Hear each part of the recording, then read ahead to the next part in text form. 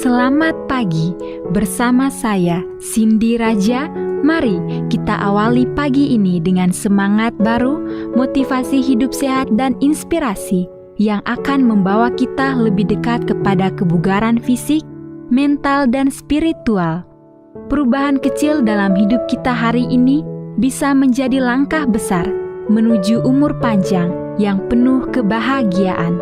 Bersama kita akan merangkul kisah kemenangan, wawasan menarik, dan kekuatan harian yang berakar pada kebesaran Sang Pencipta.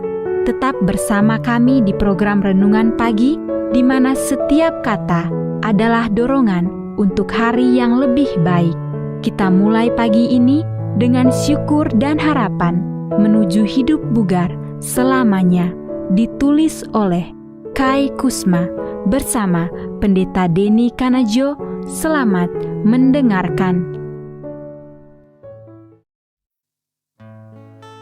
Salam, selamat pagi para pendengar yang diberkati oleh Tuhan dimanapun Anda berada saat ini. Kita akan sama-sama mendengarkan firman Tuhan melalui audio Renungan Pagi pada tanggal 11 Juli 2025 dengan judul Apakah Anda Domba atau Kambing?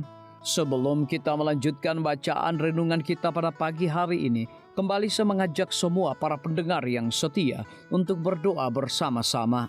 Bapa di sorga, terpujilah namamu ya Tuhan. Pada saat ini sebelum kami melakukan aktivitas kami rindu sejenak untuk merenungkan firman Tuhan. Terima kasih Tuhan Yesus, ampuni kami Bapa, karena kami sudah berdoa hanya di dalam nama Tuhan Yesus, Juru Selamat kami. Amin. Ayat inti kita terambil di dalam Matius 25 ayat yang ke-31 hingga ayat yang ke-33. Demikian firman Tuhan. Apabila Anak Manusia datang kemuliaannya dan semua malaikat bersama-sama dengan dia, maka ia akan bersemayam di atas takhta kemuliaannya. Lalu ia akan memisahkan mereka seorang daripada seorang, sama seperti gembala memisahkan domba dari kambing, dan ia akan menempatkan domba-domba di sebelah kanannya dan kambing-kambing di sebelah kirinya. Mari kita ikuti penjelasannya. Pada akhirnya Tuhan tidak memisahkan yang benar dari yang jahat berdasarkan khotbah penginjilan yang telah kita sampaikan, penyakit-penyakit yang kita sembuhkan atau bahkan mujizat yang kita terima. Sebaliknya dia melihat apakah orang-orang merasa lebih baik karena telah bertemu dengan kita. Apakah Anda memberi makan kepada yang lapar, air bagi yang haus, pakaian bagi yang memerlukan, penghiburan kepada mereka yang sengsara, persahabatan dengan mereka yang berada di penjara? Pada penilaian akhir gelar, diploma, dan statistik pembaptisan bukan ukuran. Tuhan tampaknya peduli pada kebaikan-kebaikan kecil yang dilakukan kepada orang-orang di sekitar kita. Apakah ini adalah pembenaran melalui perbuatan-perbuatan kecil? Yesus menambahkan perincian penting pada perumpamaan ini yang sangat menarik bagi saya. Setelah dia memuji domba-domba atas perbuatan baik mereka, domba-domba itu bertanya, "Apa maksud perkataanmu?" Mereka terkejut bahwa ada orang yang memuji mereka atas tindakan mereka. Bagaimana ini bisa terjadi? Kelompok domba pada dasarnya baik hati. Mereka adalah orang-orang yang baik. Kelompok domba tidak memberikan segelas air karena disuruh. Mereka tidak menjenguk orang sakit karena Yesus adalah Raja. Mereka hanya melihat seorang yang membutuhkan dan memberi bantuan. Mereka terkejut karena ada orang yang memperhatikan tindakan, apalagi memberikan imbalan kepada mereka. Mereka tidak mencari pembenaran dengan perbuatan-perbuatan kecil. Sebaliknya, kelompok kambing akan dengan senang hati melakukan semua tindakan ini jika saja ada orang yang akan memberitahu mereka bahwa mereka dibutuhkan.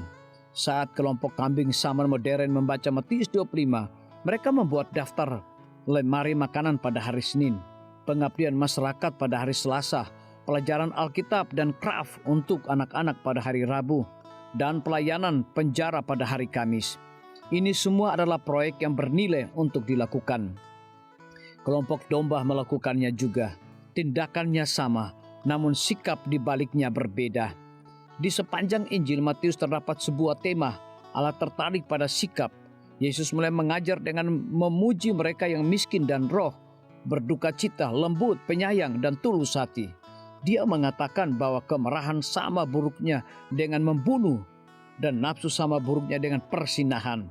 Dia mengutip Hosea, yang kukehendaki ialah belas kasihan dan bukan persembahan. Matius 9 ayat yang ke-13. Dia memberitahu murid-muridnya bahwa mereka harus menjadi seperti anak kecil. Apa yang paling penting dalam hidup kita di bumi ini? Yesus berkata bahwa kita harus menjadi orang-orang baik yang mencerahkan lingkungan sekitar kita. Tuhan mempunyai sifat ini. Oleh memandang karakternya, kita menjadi seperti Dia. Apakah Anda seekor domba atau kambing? Apakah Anda memerlukan perubahan sikap sebelum bertemu Raja? Biarlah bacaan renungan kita saat ini akan menjadi berkat bagi kita semua. Kembali saya mengajak semua para pendengar yang setia untuk berdoa bersama-sama. Bapa kami yang bersemayam di dalam takhta kerajaan sorga, terima kasih Tuhan Yesus, oleh karena firman-Mu pada pagi hari ini memberikan berkat dan kekuatan rohani bagi masing-masing kami. Pada saat ini hamba berdoa untuk pemerintah kami, Tuhan memberkati Bapak Presiden bersama dengan wakil, para menteri dan seluruh stafnya, Bapak Gubernur bersama dengan wakil, Bapak Bupati bersama dengan wakil, Bapak Wali Kota bersama dengan wakil, camat dan seluruh stafnya, kepala desa, lurah, RT, RW, dimanapun mereka berada saat ini. Kiranya Tuhan lindungi mereka, pelihara mereka, curahkan hikmat dan pengetahuan sorga kepada masing-masing mereka, agar mereka dapat menjalankan roda pemerintahan boleh sesuai dengan amanah dan titah daripada Tuhan sendiri. Pada pagi hari ini kami juga berdoa untuk para tim medis. Tuhan berkati dokter, perawat, bidan, farmasi, nutrisionis. Kiranya hikmat dan pengetahuan sorga, roh dedikasi yang tinggi, roh kelemah lembutan Tuhan berikan kepada masing-masing mereka, agar mereka dapat memberikan pelayanan yang terbaik bagi setiap pasien yang membutuhkan pelayanan mereka setiap hari. Kami juga berdoa untuk guru-guru, kepala sekolah, siswa, mahasiswa, bahkan dosen di setiap lembaga pendidikan. Kiranya hikmat dan pengetahuan sorga Tuhan berikan kepada masing-masing mereka, agar mereka dapat mendidik setiap anak-anak untuk memiliki karakter Yesus Kristus. Hamba juga berdoa untuk TNI, Polri, PNS, wira swasta, petani, nelayan, ojek online dimanapun mereka berada. Kiranya berkat dan sukacita sorga Tuhan juga berikan kepada masing-masing mereka, agar mereka juga menjadi saluran berkat bagi sesama manusia. Para pendengar yang setia yang berulang tahun saat ini dimanapun mereka berada, biarlah dengan bertambahnya usia, mereka semakin hidup bersyukur dan berterima kasih kepada Tuhan setiap saat. Yang berada di dalam kebimbangan, ketidakpastian hidup, Tuhan berikan iman yang teguh dan pengharapan, agar mereka tetap percaya akan janji Tuhan setiap hari.